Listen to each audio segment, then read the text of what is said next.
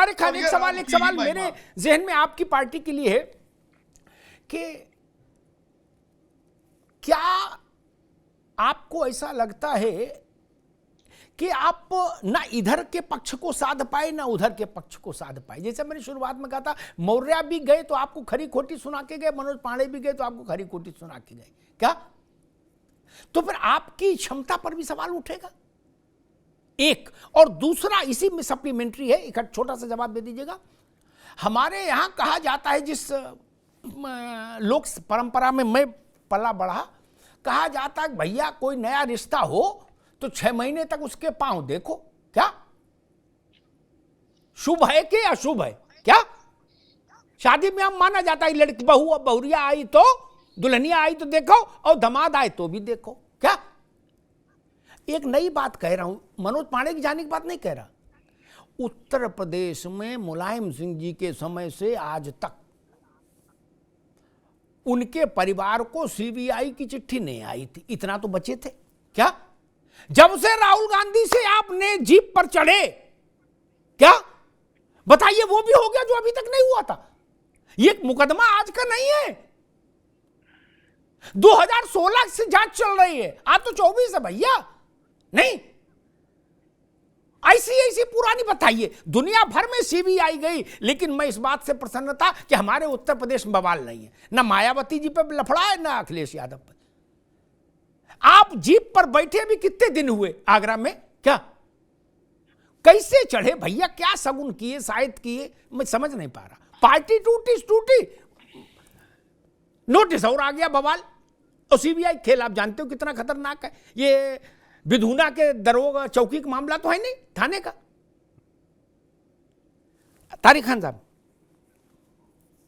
एक बार CBI clean chit दे चुकी है नेताजी को, पुराना मामला है वो, आप तो जानते ही हैं। ना तारिक, वो क्लीन चिट, प्लीज एक सेकंड लूंगा, सब चिट हो गई थी ना, मुलायम सिंह बुलाए गए थे ना, उनसे घंटों बैठा पूछताछ हुई थी कि अपना चाय नाश्ता संगलाना पूछेंगे, ना वो अपने आप ही हो गई थी जो कुछ चिट चाट होना था। ये तो बुला लिए हैं।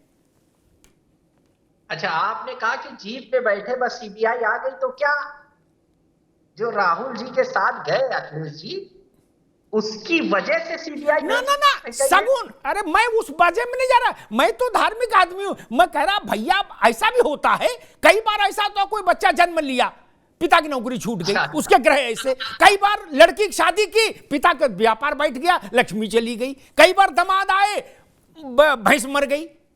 तो हम लोग मानते हैं कि उनके पांव देखो भैया, ये कह रहा हूं। आपने बताया जी। देखिए ऐसा है कि मैं भैया, मेरा व्यक्तिगत कुछ चीजें व्यक्तिगत नहीं कहते, मेरे हिसाब से कुछ भी अशुभ नहीं है, सारे दिन शुभ है, ये हमारे धर्म का भी मानना है और मेरा भी मानना है, तो उसमें कुछ अशुभ और अशुभ की बात ही नहीं है।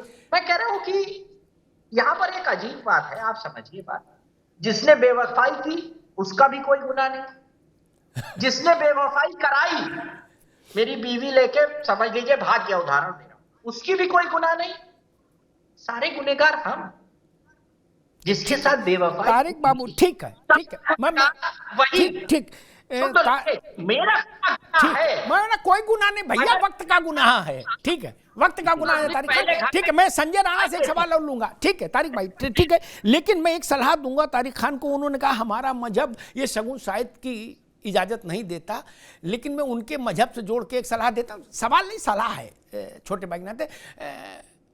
जब ऊपरी साया लगे कि है कोई और परेशान कर रहा है तो ताबीज पहन लेते हैं, क्या झाड़ फूंक भी करा लेते, ताबीज भी पहन लेते। जीप पे चढ़ना था तो ताबीज पहन के चढ़ना था, क्या काला धागा बांध लेते, ताबीज पहन के चढ़ते। वो तो बलिदानी जत्था है, वो 400 से 44 पे आ गए, उनका मुकाबला आप क्या करोगे? वो तो बलिदानी है, 400 से 44 पे आ गए और भगवान का आशीर्वाद रहा और कुर्बानी देने को तैयार है। 44 से 14 हो जाए कोई गम नहीं, क्या जीप पे चलेंगे। इनका तो सब बिगड़ जाएगा। अच्छा मान लीजिए मेरे जीवन में कभी ऐसी घटना ना घटे कि हमको चौकी वाला बुलाए संजय राणा, और फिर बुला ले, क्या तो मैं मानूंगा कि मेरे ग्रह कुछ बहुत ही खराब हो गए, आज तक मुझे चौकी से संबंध नहीं आया, मान लीजिए, क्या आय से अधिक का संपत्ति का मुकदमा, दिस दैट, सारी सरकारें केंद्र में रही, मुलायम सिंह जी का समर्थन वाली भी, गैर समर्थन वाली भी, लेकिन ऐसा नहीं हुआ कि मुलायम सिंह जी से कहा हो कि भाई आओ और मेटल डिटेक्टर से गुजरो, अपना थर्मस साथ लाओ पानी का, क्या, और 4-6 घंटे आपसे अंग्रेजी में पूछताछ होगी, नहीं कहा गया। क्या जो कुछ उनको छूट छाट देनी थी दे दबा के बवाल रफा दफा हुआ, वो मोदी की सरकार में हुआ है। क्या जो क्लीन चिट मिली है वो भी नरेंद्र मोदी की सरकार में मिली है। क्या, और अगर कांग्रेस और सपा की माने तो सीबीआई इनके इशारे पर काम करती है क्या, तब भी क्लीन चिट मिली। लेकिन आप जीप पर चढ़े बिना तावीज के और बवाल हो गया। संजय राणा नहीं, बिल्कुल अमिताभ जी, देखिए ऐसा है कि शुभ शुभ सारे धर्मों में होता है, चाहे मुस्लिम धर्म हो, चाहे हिंदू धर्म हो, चाहे क्रिश्चियनिटी हो। ये तारिक भाई पता नहीं क्यों छुपा रहे हैं कि इनका नहीं होता।